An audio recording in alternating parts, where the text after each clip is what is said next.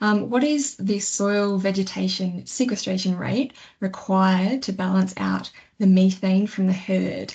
And at what stocking rates does this even out?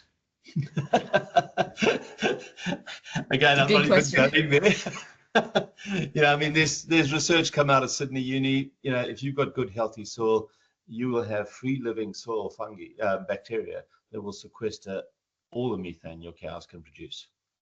So again, it's about having a healthy environment, and the more plants you have, the more animals you have, the more methane you produce.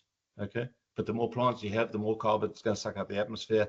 That cycle's been going on forever, and I can only hope at some point in time we start ignoring methane, because it's a myth. We don't have animals if we don't have plants, and we don't have plants if we don't have animals. And anytime you break down that building block of life, C6H12O6, in the absence of oxygen, you form methane. So I think 11% of the world's methane comes from termites, because they take that material down into their holes and they produce methane.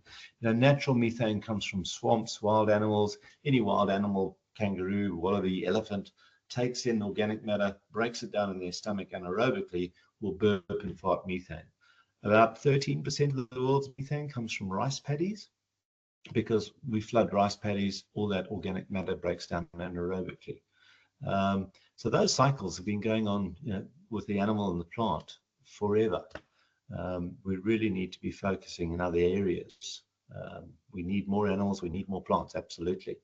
But the methane's just part of that cycle. And methane breaks down really quickly in the atmosphere. Yes, it is apparently, 24 times more damaging in terms of its effect, but it breaks down literally within 12 to 20 years or something, whereas your CO2 will be up there for thousands and thousands of years. So really, I don't even worry about the methane. It is something that obviously policy has to deal with. It's something that you guys are going to have to deal with. But as a farmer and as a landholder, we want more cows, more animals, more biodiversity, more soil carbon, and your animals are a tool to achieve that.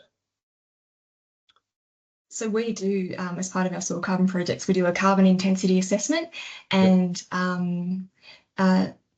a couple of our projects who have successfully generated carbon credits have shown that they are beyond carbon neutral. So all of their emissions and their methane through their soil carbon sequestration, they are reaching well beyond carbon neutral.